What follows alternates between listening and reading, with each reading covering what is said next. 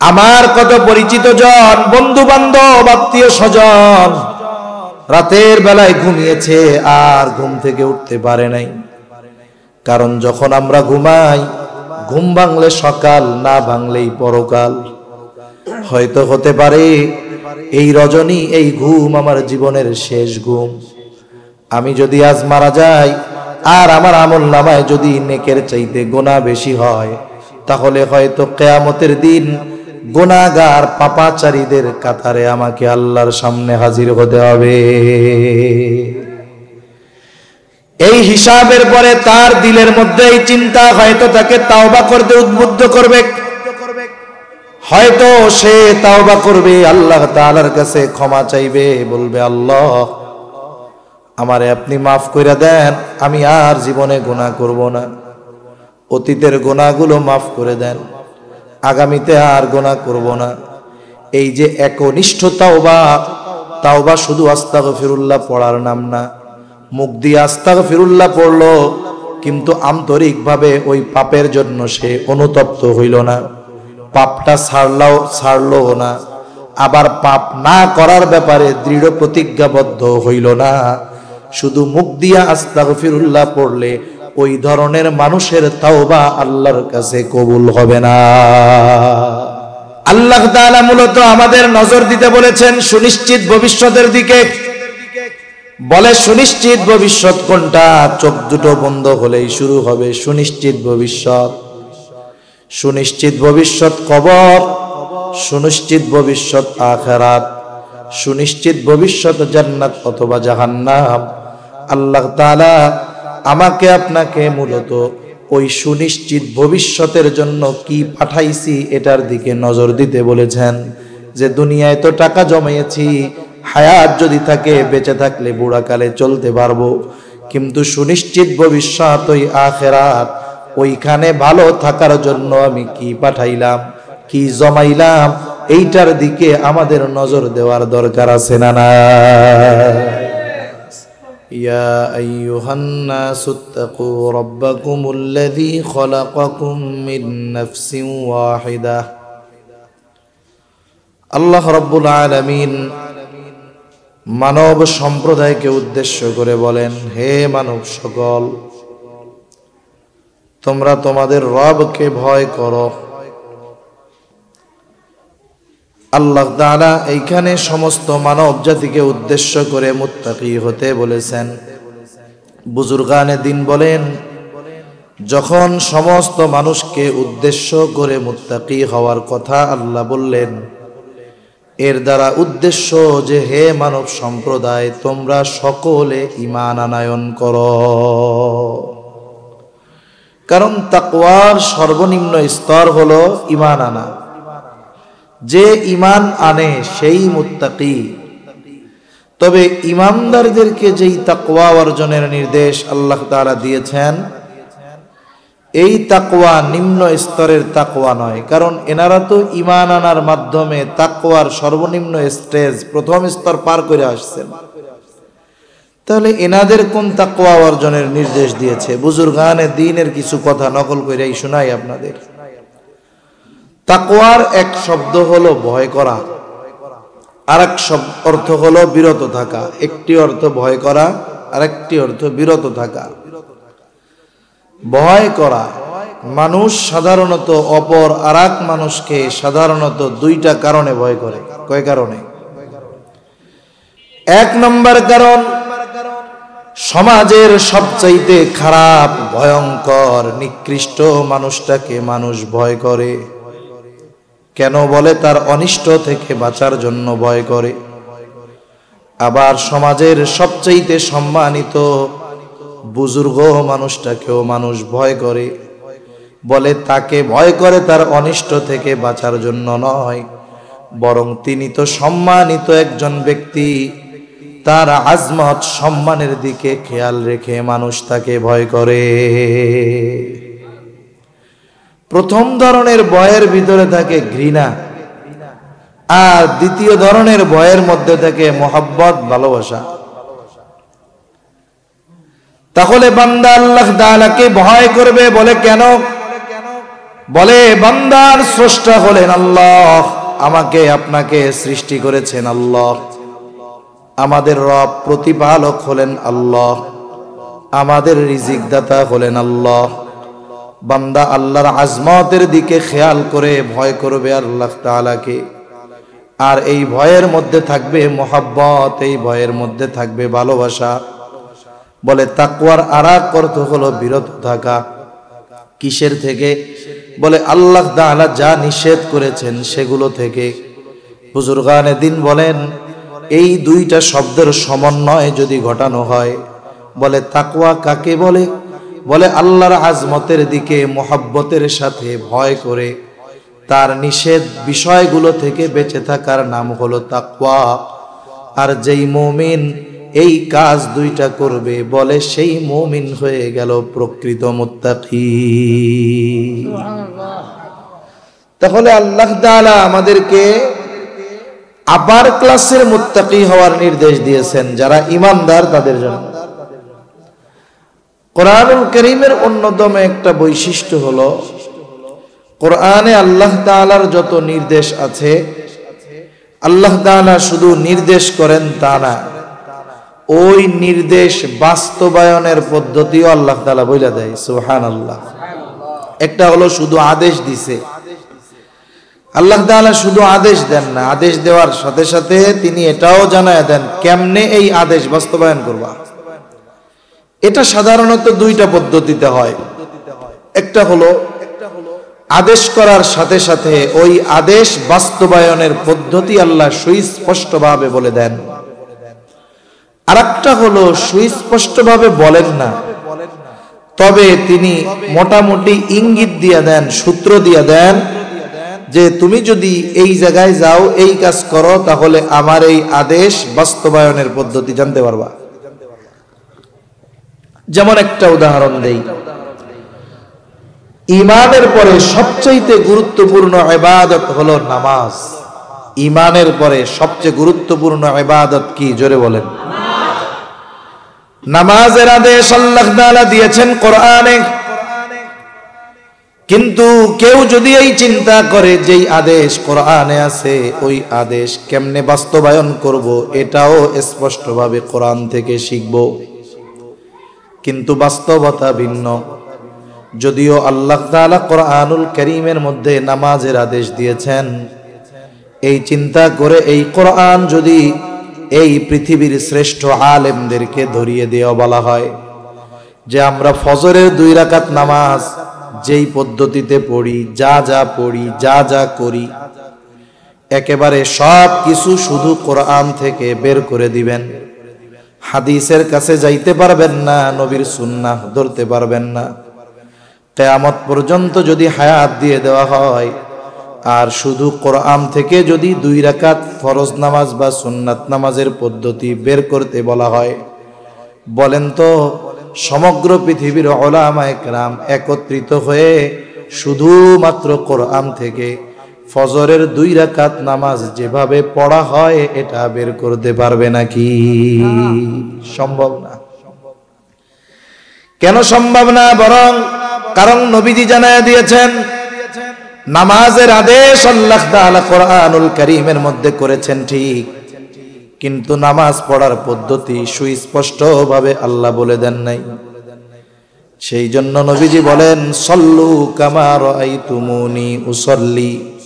নামাজের আদেশ তো আল্লাহ তাআলা করেছে, কেমনে নামাজ পড়বা? নবীজি বলেন আমাকে যেভাবে নামাজ পড়তে দেখো সেইভাবে তোমরা নামাজ পড়ো। তাহলে নামাজের আদেশ করেছেন আল্লাহ, আর এই পদ্ধতি শেখার ব্যবস্থা আল্লাহ তাআলা আমার আপনার নবীর মাধ্যমে আমাদের কাছে দিয়েছেন। একটা উদাহরণ দিতে গেলে লম্বা সময় চলে যাবে। মূল কথা হলো আল্লাহ তাআলা কোরআনুল কারীমের মধ্যে যখন কোনো আদেশ দেন, হয়তো ওই আদেশ বাস্তবায়নের সুস্পষ্ট নীতিমালা পদ্ধতিও বইলা দেন। যদি সুস্পষ্টভাবে না বলেন, কমপক্ষে ইশারা ইঙ্গিত দিয়া বুঝায়া দেন, জানায়া দেন যে এই জায়গায় যাও, তাহলে আমার আদেশের বাস্তবায়ন কিভাবে করতে হবে পাবা। আর তাকওয়ার ব্যাপারে আল্লাহ তাআলা নির্দেশ দেওয়ার পর আল্লাহ তাআলা কোনো ইঙ্গিত দেন নাই, বরং কোরআনুল কারীমের বিভিন্ন জায়গায় সুস্পষ্টভাবে মুত্তাকি হওয়ার পদ্ধতিগুলোও আল্লাহ তাআলা জানিয়ে দিয়েছে। এজন্য মনে রাখতে হবে যে কোরআনে যখন শরীয়তে ইসলামে অনেক কিছু আছে হারাম, যেটা আপনি কোরআনে পাবেন না। এই হারাম করছে কে? বলে মুহাম্মাদুর রাসূলুল্লাহ সাল্লাল্লাহু আলাইহি ওয়াসাল্লাম। আমার আপনার নবী হলেন শরীয়ত প্রণেতা। যেমন আদালতে আছে না আইনজীবী, আইনজীবী কারা? বলে আইন প্রণেতা যেই আইন প্রণয়ন করেছেন, ওই আইনের উপরে যারা নিজেদের কাজকর্ম করে, ওই উকালতি করে, বলে এরা হলো আইনজীবী। আইনজীবী আর আইন প্রণেতার মধ্যে তফাৎ আছে। আইন প্রণেতা হলো আইন লেখে যে এটা করলে এটা হবে, এটা করলে এটা হবে। এইটার আলোকে আইনজীবীরা কোর্টের মধ্যে মামলা লড়ে। নবীজি সাল্লাল্লাহু আলাইহি ওয়াসাল্লাম শরীয়ত প্রণেতা, এজন্য নবীজির কথার মাধ্যমে অনেক কিছু হালাল আছে, অনেক কিছু হারাম নবীজির কথার মাধ্যমে হয়েছে। তাহলে আল্লাহ তাআলা মুত্তাকি হওয়ার নির্দেশ দিয়েছেন। যেমন এক জায়গায় আল্লাহ তাআলা বলেন, ইয়া আইয়ুহাল্লাযীনা আমানুত্তাকুল্লাহ, হে ঈমানদারেরা তোমরা মুত্তাকি হও। আমরা যদি জিজ্ঞাসা করি আল্লাহ কেমন করে মুত্তাকি হব, আল্লাহ তাআলা কেমন যেন জবাব দিয়ে বলেন, ওয়াকুনু মা'আস সাদিকিন। আল্লাহ রাব্বুল আলামিন বলেন, ও বান্দারা মুত্তাকি হও। কিভাবে হব? আল্লাহ তাআলা বলেন, সত্যবাদীদের সঙ্গী হয়ে যাও, সত্যবাদীদের সঙ্গী হয়ে যাও। সত্যবাদিতা এমন একটা গুণ, বুজুর্গানে দিন বলেন, যেই ব্যক্তি আসলেও সত্যবাদিতার গুণে গুণান্বিত হতে পারে, বাকি সমস্ত ভালো গুণ তার মধ্যে পাওয়া যায়। আল্লাহ তাআলা তো আবেদিন বলেন নাই, যাকিরিন বলেন নাই যে ইবাদত করনে ওয়ালাদের সঙ্গী হয়ে যাও, জিকির করনে ওয়ালাদের সঙ্গী হয়ে যাও। আল্লাহ তাআলা বলেছেন সাদিকিনদের সঙ্গী হয়ে যাও। তার মানে কি? তার মানে বুজুর্গানে দিন বলেন যে এই গুণটা হলো এমন এক গুণ, এই গুণ যে পরিপূর্ণ অর্জন করে তার মধ্যে বাকি সমস্ত গুণ এমনিতেই উপস্থিত থাকে। এটা গল্প কই, তাইলে কথাটা বুঝতে আর একটু সহজ হবে। আগের আমলে মানুষজন কোন মতে ম্যাট্রিক আইয়া পাশ করলে মনে করত এই ব্যক্তি অনেক শিক্ষিত। ম্যাট্রিক আইয়া পাশকে অনেক উচ্চ শিক্ষা সাধারণত গ্রামের মানুষ আগে মনে করত। 2-4 গ্রাম ঘুরা অনেক সময় একটা দুইটা ম্যাট্রিক আইয়া পাশ পাওয়া যাইত না। যদি কোনো গ্রামে এমন হইতো 3টা লেটার নিয়ে ম্যাট্রিক পাস করছে, 5 গ্রাম দূর থেকে ওরে দেখতে যাইতো যে কে রে 3টা লেটার পাইয়া ম্যাট্রিক পাস করছে। তা ওই রকম একজন মুরব্বী যে মনে করে যে ম্যাট্রিক আইয়া পাস এটা অনেক উচ্চ শিক্ষিত, তা ওই রকম একটা গ্রাম, প্রত্যন্ত অঞ্চল, ওই গ্রামের একজন মানুষ ঢাকা গিয়ে লেখাপড়া করছে, জাগতিক লাইনে উচ্চ শিক্ষিত। এখন সে মোটামুটি অনার্স মাস্টার্স কমপ্লিট করছে, পিএইচডি করতেছে, সাথে সাথে মনে করেন আবার বিসিএস পরীক্ষা দিয়ে উত্তীর্ণ হয়ে বড় সরকারি চাকরি করতেছে। তার মানে মোটামুটি বাংলাদেশের জাগতিক লাইনের সর্বোচ্চ শিক্ষিতদের একজন, ডক্টরেট করে ফেলছে। ওই লোকটা গ্রামে আসছে, আশেপাশের 2-4 গ্রামের লোকজন দেখতে আসছে যে এইরকম এলাকায় অনেক বড় উচ্চ শিক্ষিত মানুষ, তারে না দেখতে গেলে হয়? অনেক মানুষ দেখতে আসছে। সাথে সাথে ওই রকম একজন মুরব্বীও এসেছেন, যিনি মনে করেন যে ম্যাট্রিক পাস করলে এই বেটা অনেক শিক্ষিত। সবাই দেখতে আসছে, দেখে কথা বলে সবাই চলে গেছে। এখন ওই মুরব্বী দাঁড়িয়ে আছে। তা মুরব্বী এইবার লোকটাকে জিজ্ঞাসা করতেছে, বাবা সকলের কাছে শুনলাম তুমি অনেক বড় শিক্ষিত মানুষ, অনেক লেখাপড়া করছো, তা তুমি কি কি লেখাপড়া করছো বাজার? তা উনি বলতেছে যে আমি ঢাকা ইউনিভার্সিটি থেকে অনার্স করছি, মাস্টার্স করছি, বিসিএস দিয়েছি, পিএইচডি করেছি অমুক বিষয়ের উপরে, এইগুলো সব শেষ করছি। তা মুরব্বী মানুষ কি বুঝে? ম্যাট্রিক পাস করলে বড় শিক্ষিত। এখন ম্যাট্রিক পাসের কথা তো আর কয় নাই। এখন মুরব্বী জিজ্ঞাসা করে, বুঝলাম এত লেখাপড়া করছো, তা বাজান তুমি কি আইএ পাস করছিলা বাজান? কথা বুঝেন নাই মনে হয়। এখন মুরব্বী মনে করছে কি আইএ পাস অনেক পাস, এত কথা কইলো, আইএ পাসের কথা তো কইলো না, তা কেমন বড় শিক্ষিত হইলো? বলেন তো, যে অনার্স করতে চায় তাকে তো অবশ্যই আগে আইএ পাস করতে হবে, এইচএসসি পাস করতে হবে। মনে করেন একজন জিজ্ঞাসা করছে এক আলেমকে, আপনার নাম কি? বলতেছে আমার নাম মুফতি আব্দুল্লাহ, কথার কথা। এখন সে জিজ্ঞেস করে, আপনি মুফতি বুঝলাম ভাই, আপনি কি মৌলানা হয়েছিলেন নাকি? এখন বলেন তো, যেই লোক মাওলানা হয় নাই, দাওরা পাস করে নাই, সে কি মুফতি হইতে পারবে? ইফতা পড়ার যোগ্যতাই তো তার হয় নাই। তার মানে দেখেন, কেউ যদি বলে আমি মাস্টার্স কমপ্লিট করছি, তাহলে সে অনার্স কমপ্লিট করা, সে এইচএসসি পাস করা, সে এসএসসি পাস করা, সে জেএসসি পাস করা, সে পিএসসি পাস করা। তার মানে বোঝা গেল কি আগের সবগুলা তার মধ্যে আছে, এই জন্যই মাস্টার্স সে পাস করতে পারছে। অনুরূপ ভাবে সাদিকিন, সত্যবাদীদের সঙ্গী হও। আরে সত্যবাদী তো সেই হতে পারে বলে বাকি ভালো গুণগুলো যার মধ্যে আছে। আল্লাহ রাব্বুল আলামিন এই জায়গায় সাদিকিনদের সঙ্গী হওয়ার কথা বললেন, সাথে সাথে আরেকটা বিষয়ের দিকে খেয়াল রাখা, এটা হলো সোহবত, সঙ্গ, সংস্পর্শ, সাথে থাকা। এই যে ভালো মানুষের সাথে থাকার দ্বারা কি হয়? বলে ভালো গুণ তার মধ্যে আসে। আপনি আমি যদি আমাদের জ্ঞানকে, আমাদের চরিত্রকে উন্নত করতে চাই, বলে কি করতে হবে? আমার স্তর হলো এই জায়গায় ভালোর স্তর। আমাকে আমার চাইতে যে ভালো তার সঙ্গ যদি গ্রহণ করি, তাহলে আমার মধ্যে ভালো গুণ বাড়বে নাকি কমবে? আবার আমি ভালো এতটুক, কিন্তু আমার বন্ধু বান্ধবগুলো খারাপ, মানে নিচে। এখন আমি যত ভালো হই, খারাপগুলার সাথে যদি মিশি, বলেন তো আমি আগের চাইতে ভালো হব না খারাপ হব? তাহলে বোঝা গেল সঙ্গের একটা প্রভাব আছে, সোহবতের প্রভাব আছে। গ্রামের ভাষায় বলে সঙ্গ দোষে লোহাও ভাসে। আমি আপনি যদি এই সমস্ত ভালো মানুষগুলার সাথে সঙ্গী হই, সময় দেই, তাহলে তাদের মধ্য থেকে ভালো গুণগুলো আমার আপনার মধ্যে আসবে। মনে রাখতে হবে, চুম্বকের একটা আকর্ষণ শক্তি আছে, সে আরেকটা লোহাকে আকর্ষণ করতে পারে। চুম্বকের চাইতে তুলনামূলকভাবে শক্ত হলো লোহা।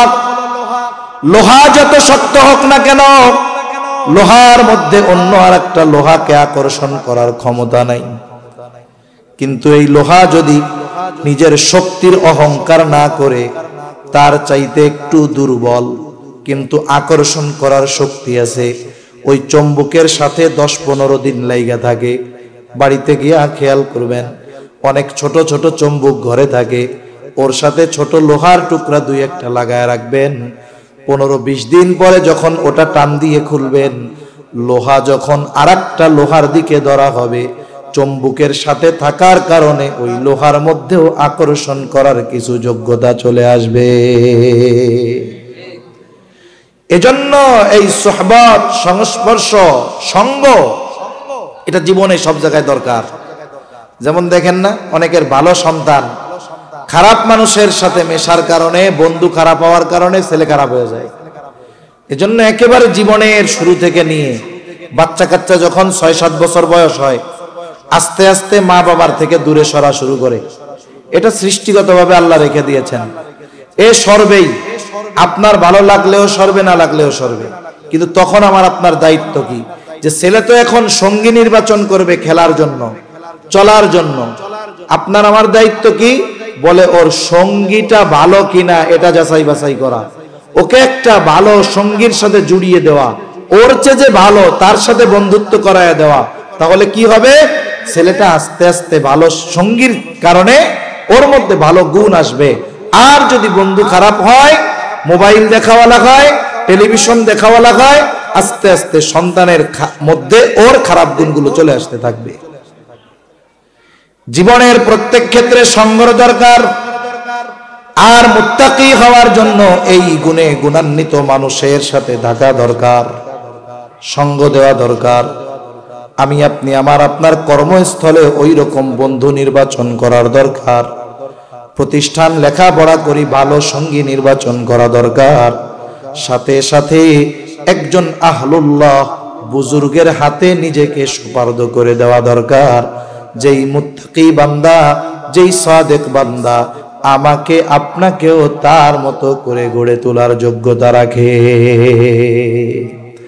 এরকম মানুষের সাথে সংস্পর্শতা দরকার। যেমন আপনাদের এখানে আজকে যিনি আসবেন, আজকের প্রধান অতিথি পীরে কামেল হযরত মাওলানা ফজলে ইলাহি সাহেব, পীর সাহেব উজানি, এই ধরনের মানুষের সংস্পর্শতা আমাদের দরকার, সুহবত আমাদের দরকার।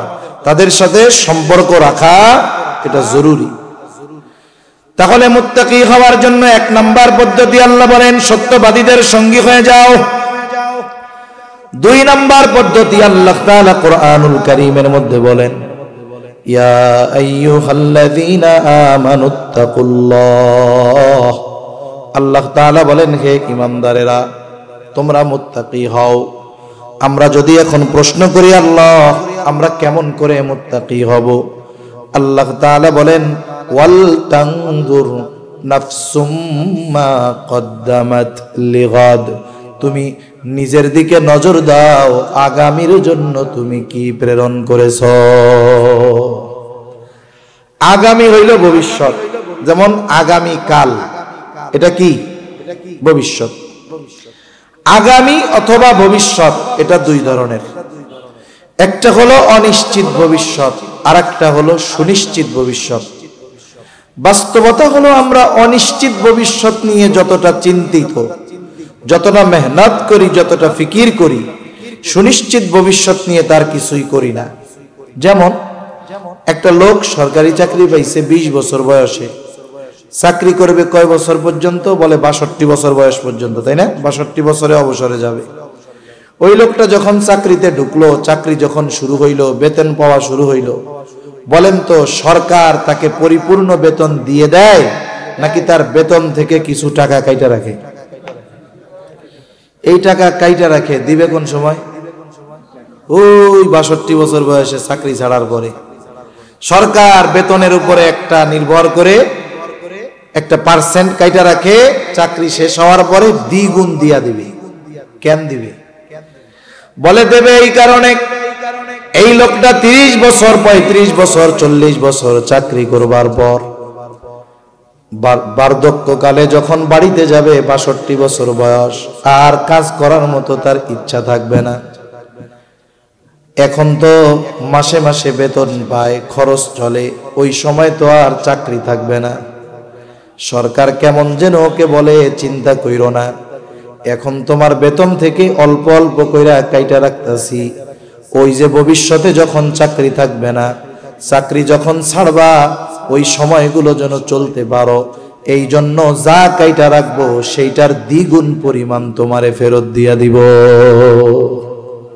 কাইটা কাইটা যা রাখবো ফেরত দিব কয় গুণ? ভবিষ্যতে জানি তোমার টেনশন না থাকে। আবার সে নিজেও চিন্তা করে, সব টাকা তো আমার লাগে না, আমিও কিছু জমাই, যেন বুড়াকালে বাড়ি গিয়া বসে বসে খেতে পারি।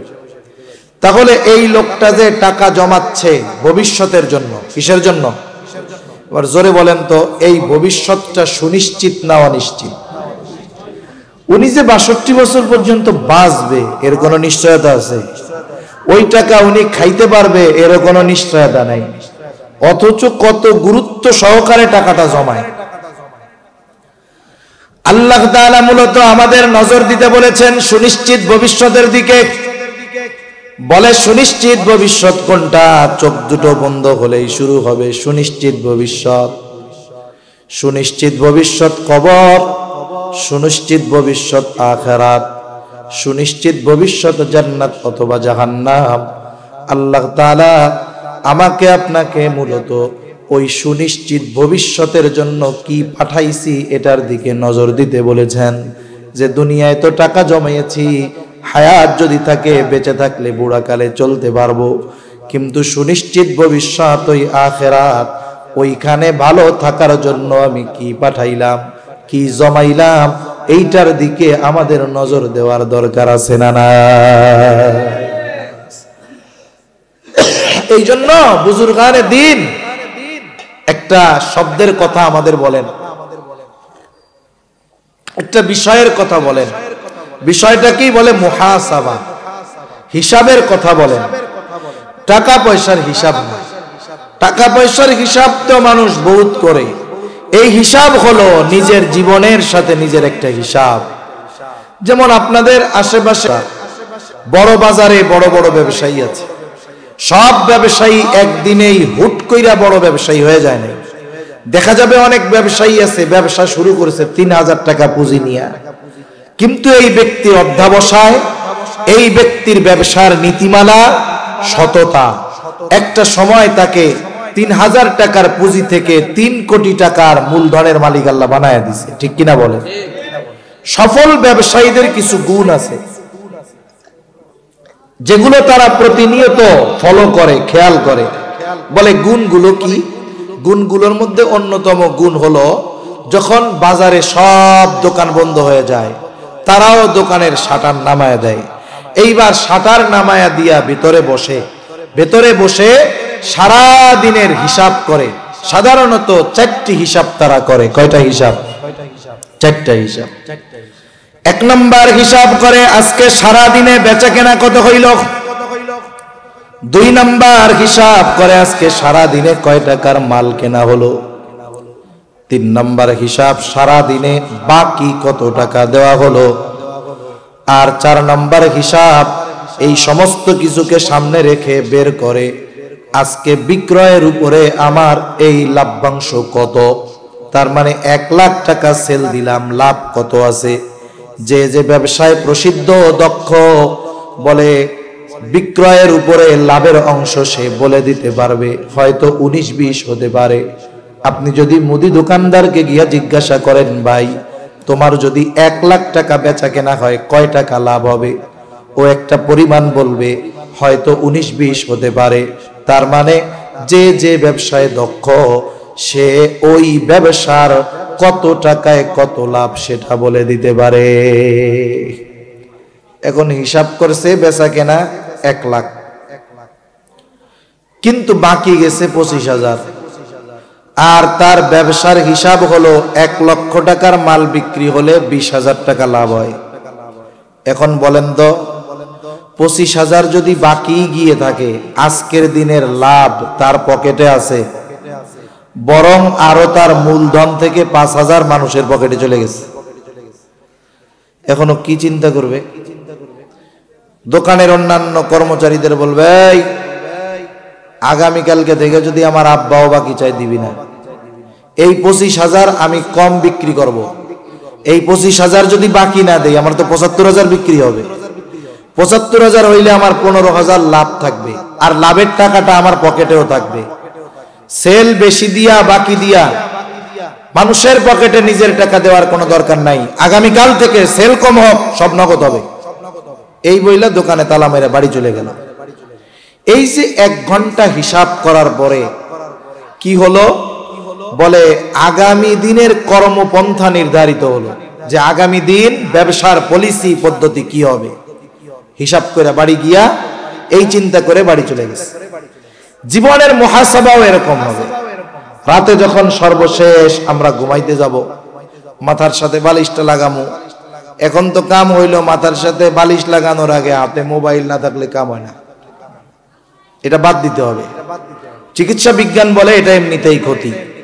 এর একটা রেডিয়েশন আছে, নেটওয়ার্কের একটা রেডিয়েশন। এটা যত কাছে থাকে মোবাইল, মানুষের তত ক্ষতি হয়। বাচ্চা কাচ্চার কাছে থাকলে ক্ষতি হয়। এজন্য রাতের বেলা উচিত মোবাইল না টিপে দূরে রাখা। আর মানুষ রাতে যখন একাকী থাকে, এই যে শুইছে, এই সময় সে তার ব্রেনটাকে যেদিকে নেয়, চিন্তাটাকে যেদিকে নেয়, তার ব্রেন চিন্তা ওই দিকেই যায়। মোবাইল দিয়ে যদি শুরু করে ওইদিকে যাবে। ওইটা বাদ দিয়া যদি সে চিন্তা করে আজকে আমি একটু আমার জীবনের হিসাব করি তো, যে আজকে সারাদিন আমি কতগুলা ভালো কাজ করছি, কতগুলা মন্দ কাজ করছি, একটু হিসাব করি। তার ব্রেন এখন ভালো কাজের দিকে যাচ্ছে। এখন সে হিসাব করে দেখা গেল সারাদিন তার যেই পরিমাণ ভালো কাজ তার চাইতে গুনার কাজগুলা বেশি, অথবা দেখলো যেই পরিমাণ মন্দ কাজ তার চাইতে ভালো কাজ বেশি, তাহলে তো ভালো। আবার যদি দেখে মন্দ কাজ বেশি ভালো কাজ কম, তখন হয়তো তার হৃদয়ের মধ্যে চিন্তা আসবে, আরে আমার কত পরিচিত জন, বন্ধু বান্ধব, আত্মীয় স্বজন রাতের বেলায় ঘুমিয়েছে আর ঘুম থেকে উঠতে পারে নাই। কারণ যখন আমরা ঘুমাই, ঘুম ভাঙলে সকাল, না ভাঙলেই পরকাল। হয়তো হতে পারে এই রজনী, এই ঘুম আমার জীবনের শেষ ঘুম। আমি যদি আজ মারা যাই আর আমার আমল নামায় যদি নেকের চাইতে গুনাহ বেশি হয়, তাহলে হয়তো কিয়ামতের দিন গুনাহগার পাপাচারীদের কাতারে আমাকে আল্লাহর সামনে হাজির হতে হবে। এই হিসাবের পরে তার দিলের মধ্যে এই চিন্তা হয়তো তাকে তাওবা করতে উদ্বুদ্ধ করবে। হয়তো সে তাওবা করবে, আল্লাহ তাআলার কাছে ক্ষমা চাইবে, বলবে আল্লাহ আমারে আপনি মাফ কইরা দেন, আমি আর জীবনে গুনাহ করব না, অতীতের গুনাহগুলো মাফ করে দেন, আগামীতে আর গুনাহ করব না। এই যে একনিষ্ঠ তাওবা শুধু আস্তাগফিরুল্লাহ পড়ার নাম না। মুখ দিয়ে আস্তাগফিরুল্লাহ পড়লো, কিন্তু আন্তরিকভাবে ওই পাপের জন্য সে অনুতপ্ত হইল না, পাপটা ছাড়লো না, আবার পাপ না করার ব্যাপারে দৃঢ় প্রতিজ্ঞাবদ্ধ হইল না। শুধু মুখ দিয়া আস্তাগফিরুল্লাহ পড়লে ওই ধরনের মানুষের তাওবা আল্লাহর কাছে কবুল হবে না। তাওবার জন্য গুনাহ ছাড়তে হবে, না করার ব্যাপারে দৃঢ় প্রতিজ্ঞাবদ্ধ হতে হবে, অতীতে যে করছে এটার ব্যাপারে লজ্জিত হতে হবে। আর যদি বান্দার হক সম্পৃক্ত থাকে তাহলে বান্দার হক আদায় করতে হবে। এইভাবে যদি সে করে, তাহলে আস্তাগফিরুল্লাহ যদি মুখ দিয়া নাও কয়, অন্তরের খবর আল্লাহ জানে কি জানে না। এই যে রাতের বেলা একনিষ্ঠ চিত্তে আল্লাহর কাছে বলল, আশা করা যায় আল্লাহ তারে মাফ করে দিবে। আল্লাহ না করুক, ওই রাতটা যদি তার জীবনের শেষ রাত হয়ে যায়, ওর চেয়ে সৌভাগ্যবান আর কে আছে? দেখা যাবে ওই ব্যক্তি কিয়ামতের দিন আমল নামায় গুনাহবিহীন, নেকিতে ভরপুর আমল নামা নিয়ে আল্লাহর সামনে হাজির হবে। ঠিক কিনা বলেন? আজান হইতেছে বাইরে, আমি আর বেশি সময় নিব না, যেহেতু ওনাদের তো 7:15-তে নামাজ শুরু হবে, তাই না? আমরা যদি 7:15-তে শেষ করে দেই, তাহলে ওনাদের নামাজে আর বিঘ্ন ঘটবে না। সুন্দরভাবে আপনারাও এরপরে নামাজ পড়বেন, এরপরেও ধারাবাহিকভাবে বুজুর্গানে দিন ওলামায়ে কেরাম আলোচনা করবেন। হ্যাঁ, 7:30, 7:15 পর্যন্ত করতেছি। আচ্ছা ঠিক আছে। তাহলে আশা করা যায় ওই ব্যক্তি আল্লাহ তাআলার দরবারে গুনাহমুক্ত হয়ে উঠবে। এজন্য বলেন, খালি ব্যাংকের টাকা পয়সার হিসাব করলে হইব? ফলায় বিদেশের তুন কটিংয়ে পাঠাইছে এটি হিসাব করলে হইব? নিজের জীবনের হিসাবও করতে হবে যে আমি আখিরাতের জন্য কি পাঠাইলাম। এই চিন্তা, এই ভয় যার মধ্যে থাকে, এই লোকগুলো পাপ করতে পারে না, এই লোকগুলো গুনাহ করতে পারে না। বলেন তো, এই পৃথিবীর এমন কোন জায়গা আছে নাকি যেই জায়গায় গিয়ে আমি আপনি যদি কোনো গুনাহ করি আল্লাহ তাআলা দেখবে না? এমন কোন জায়গা আছে? আল্লাহ তাআলা বলেন, ওয়ালাকাদ খালাকানাল ইনসানা ওয়া না'লামু মা তুওয়াসওয়িসু বিহি নাফসুহু ওয়া নাহনু আকরাবু ইলাইহি মিন হাবলিল ওয়ারিদ। আল্লাহ তাআলা বলেন, আমি মানুষ সৃষ্টি করেছি, শুধু তাই না, ওয়া না'লামু মা তুওয়াসওয়িসু বিহি নাফসুহু, বলে কোন জিনিস তার অন্তরের মধ্যে ওয়াসওয়াসা দেয় এটাও আমি জানি। দুনিয়ায় এখন চিকিৎসা বিজ্ঞান অনেক উন্নত। আমি আপনি অসুস্থ হই নাই, তবে আমার কোন অঙ্গ প্রত্যঙ্গ অচিরেই অসুস্থ হতে পারে কিনা এটা যদি জানতে চাই, আমাকে আপনাকে মেশিনের মধ্যে ভরে দেওয়া হবে, রিপোর্ট বের হবে, যে আপনার কিডনি 75% ভালো আছে, হার্ট এত পার্সেন্ট ভালো আছে, ব্লক নাই, আপনার অন্যান্য অর্গান লিভার এতটুকু ভালো আছে, চর্বি জমতেছে এই পরিমাণ, ফ্যাট জমছে, তার মানে দেখেন অসুস্থ হওয়ার আগে আমি আপনি খোঁজ খবর পাইতে পারি যে অসুস্থ হব কিনা। কিন্তু বলেন তো দুনিয়ায় এমন কোন মেশিন আবিষ্কার হয়েছে কিনা যেই মেশিনের মধ্যে আমাকে আপনাকে যদি ভরে দেওয়া হয় আমার অন্তরে কি কথা আছে সেইটা প্রিন্ট হয়ে বের হয়ে আসবে? আসেনি মেশিন। কিন্তু আল্লাহ তাআলা বলে, বান্দা কোন জিনিস তোমার অন্তরের মধ্যে ওয়াসওয়াসা দেয় দুনিয়ার কেউ না জানলেও আমি আল্লাহ জানি। জিজ্ঞাসা যদি করি আল্লাহ আপনি কেমনে জানেন? আল্লাহ তাআলা বলেন, ওয়া নাহনু আকরাবু ইলাইহি মিন হাবলিল ওয়ারিদ। আল্লাহ তাআলা বলে, বান্দা আমি তোমার শাহরগের চাইতে অধিক নিকটে। তার মানে বুজুর্গানে দিন বলেন, আমি আপনি আমার আপনার যত কাছে তার চাইতে বেশি কাছে যিনি তিনি কে? ফাঁকি দেওয়ার উপায় নাই। হযরত লোকমান নাম শুনছেন না? হযরত লোকমানের প্রজ্ঞাবান একজন ব্যক্তি, প্রজ্ঞাবান একজন ব্যক্তি। তিনি তার ছেলেকে অনেকগুলো উপদেশ দিয়েছেন।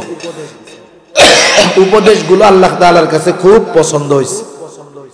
হযরত লোকমান কোন সময় দুনিয়ায় ছিলেন? উনি দাউদ আলাইহিস সালাম নবুয়ত পাওয়ার আগ পর্যন্ত মাসলা মাসাইল বর্ণনা করতেন। দাউদ আলাইহিস সালাম নবুয়ত পাওয়ার পর উনি আর মাসলা মাসাইল বর্ণনা করেন নাই। তার মানে ওনার সময়কাল দাউদ আলাইহিস সালামের আগে। তা আল্লাহ তাআলার কাছে নসিহতগুলো খুব পছন্দ হয়েছে। আল্লাহ দাউদ আলাইহিস সালামের উপরে কিতাব নাজিল করেছে, জবুর। ওইখানে আল্লাহ নসিহতগুলো নাজিল করেন নাই। তাওরাত নাজিল করেছেন মুসা আলাইহিস সালামের উপর, ওইখানে আল্লাহ তাআলা লোকমান আলাইহিস সালামের এই উপদেশগুলো নাজিল করেন নাই। ঈসা আলাইহিস সালামের উপরে ইনজিল নাজিল করেছেন, ওইখানে আল্লাহ নাজিল করেন নাই। উপদেশগুলো আল্লাহ রাইখা দিয়েছেন মুহাম্মাদুর রাসূলুল্লাহ সাল্লাল্লাহু আলাইহি ওয়াসাল্লামের উম্মতদের জন্য।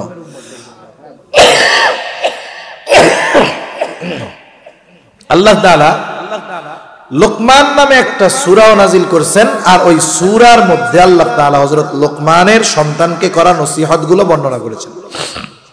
নসিহতগুলোর মধ্যে একটা নসিহত, ইয়া বুনাইয়া ইন্নাহা ইন তাকু মিসকালা হাববাতিন মিন খারদালিন ফাতাকুন ফি সখরাতিন আও ফিস সামাওয়াতি আও ফিল আরদি ইয়াতি বিহাল্লাহ।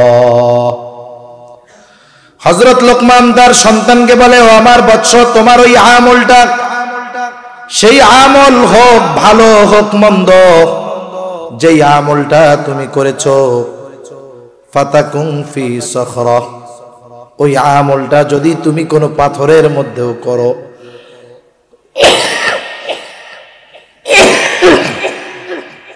আল্লাহ যে কি দিছে সব আল্লাহর ইচ্ছা, উঠেই না কাশ।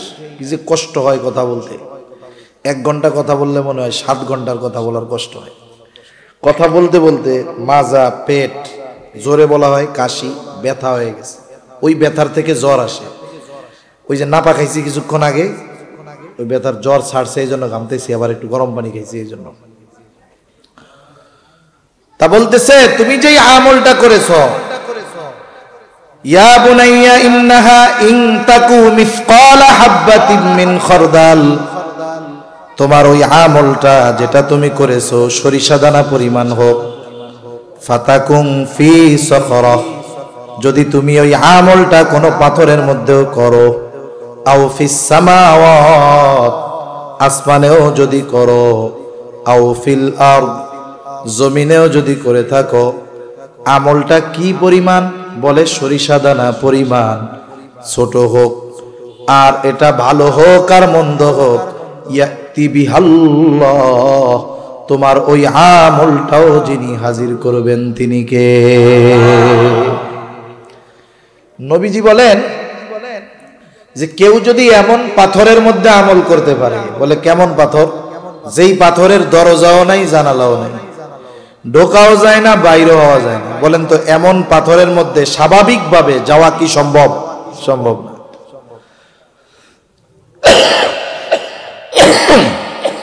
ওই অসম্ভব জায়গায় যদি কেউ যাইয়া কোনো আমল করে, ওই আমলটা যদি সরিষা দানা পরিমাণ হয়, ওই আমলটাও কিয়ামতের দিন হাজির করবেন কে?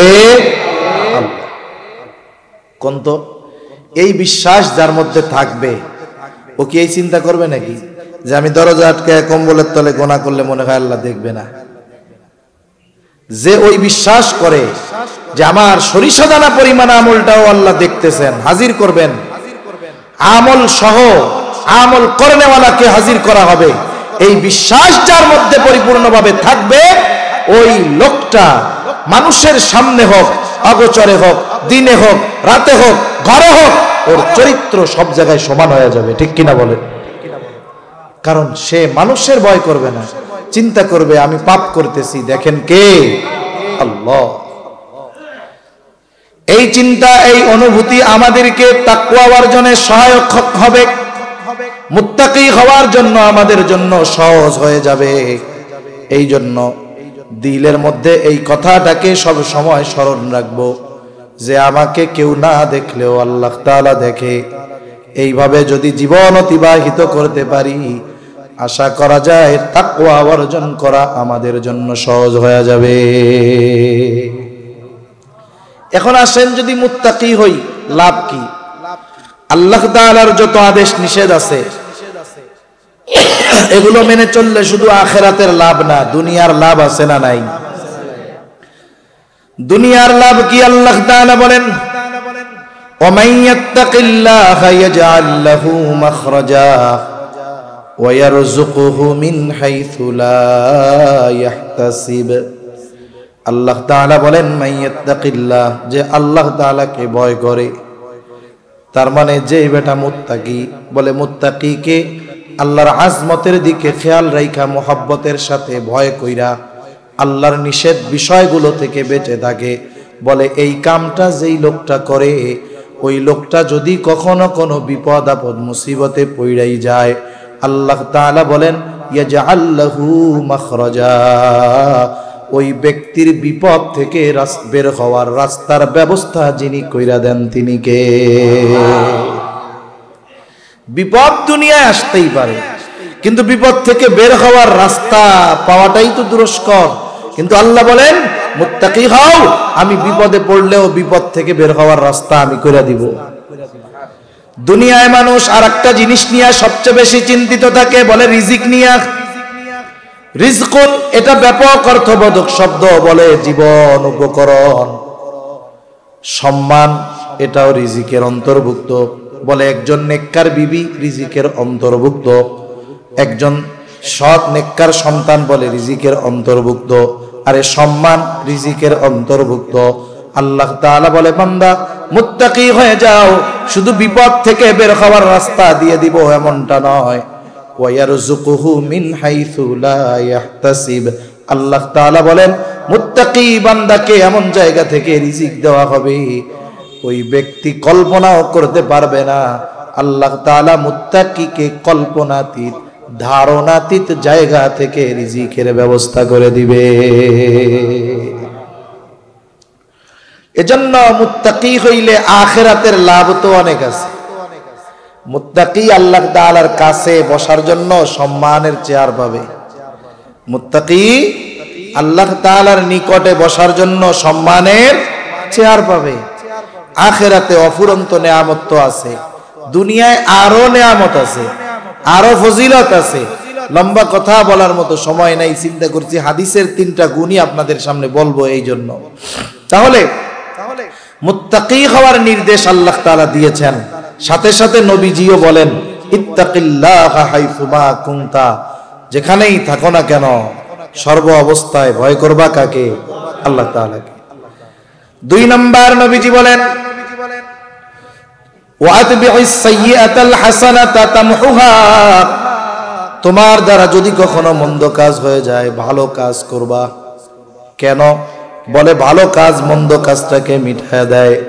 আল্লাহ তাআলাও বলেন ইন্নাল হাসানাতি ইউযহিবুনাস সাইয়্যাত, ভালো কাজ মন্দ কাজকে মিটায় দেয়। এই জন্য মন্দ কাজটা যতটুকু হবে, ভালো কাজটা কমপক্ষে ততটুকু হইতে হবে। যেমন একজন কবিরা গুনাহ করছে, এটা মন্দ কাজ না? এখন কবিরা গুনাহ করলে তার ভালো কাজ কি? বলে তাওবা। ভালো কাজ কি? তাওবা। এখন একজন মানুষ মনে করেন সারা জীবন মানুষের হক মাইরা খাইছে, মানুষেরটা মাইরা খাইছে, এখন বুড়াকালে চিন্তা করে বাঁচবো আর কয়দিন, এক কাম করি হজ কইরা আসি। কারণ হজের ফজিলত হুজুররা বলছে, যেই ব্যক্তি হজ করলো তার হজ যদি আল্লাহর কাছে কবুল হয়ে যায়, হজ্জে মাবরুর যদি নসিব হয়ে যায়, তাহলে তো তার অবস্থা কি? বলে রজাহা কায়াউমা ওয়ালাদাতুহু উম্মু, সে কেমন যেন সদ্য ভূমিষ্ঠ শিশুর ন্যায় নিষ্পাপ হয়ে যায়। তাহলে এক কাম করি, অতীতে তো পাপ কম হয় নাই, আমি যাই হজ করে আসি। এবার হজ করে আসছে, 3 মাস পর পর ওমরা করতে যায়। মক্কা শরীফের পাশে 1000 দানার তসবি কিনতে পাওয়া যায়। চিন্তা করছে এই তসবি কিনা নিয়ে যাই, মসজিদের মধ্যে ঢুকমু আর বাইরমু না, সারাদিন শুধু আল্লাহর কাছে মাপ চামু আর আস্তাগফিরুল্লাহ আস্তাগফিরুল্লাহ পড়মু। বলেন তো এই লোক যদি 1000 বছর হায়াত পায়, আস্তাগফিরুল্লাহ পড়াই কাটায়, বান্দার হক আদায় করে নাই, ওর যে পাপের কাজ, ওর বিপরীতে যেই ভালো কাজ ছিল সেটা কি করা হবে? ওর পাপ কি মাপ হবে? সেজন্য বুঝতে হবে পাপটা যেমন ভালো কাজটা তেমন হইতে হবে। যদি ওরকম হয় তাহলে কি হবে? তামহুহা, ওই মন্দ কাজটা তাইলেই মিটবে, নাইলে কিন্তু মিটবে না। 3 নাম্বার নবীজি বলেন ওয়া খালিকিন নাসা বিখুলুকিন হাসানিন, মানুষের সাথে সদাচরণ করা, এটা ব্যাপক অর্থবোধক বিষয়। সদাচরণ দ্বারা কোন বুজুর্গ বলেন যে এখানে মানুষের হক উদ্দেশ্য। সমস্ত মানুষের কি উদ্দেশ্য? হক উদ্দেশ্য। যে যেরকম হক আমার আপনার কাছে পাও না, সেরকম হক প্রদান করা। আর মানুষের সাথে ভালো আচরণ, এটাও মানুষের হক। প্রতিবেশীর সাথে ভালো আচরণ, প্রতিবেশীর হক। বাবা মার সাথে ভালো আচরণ, বাবা মার হক। এজন্য যে যেই রকম আচরণ আমার আপনার কাছে প্রাপ্য, ওই রকম আচরণ যদি আমি তার সাথে না করি তাহলে হক নষ্ট হবে। সর্বোপরি কথা, আল্লাহ তাআলা আমাদের এই 3টা গুণ যথাযথভাবে অর্জন করার তৌফিক দান করেন।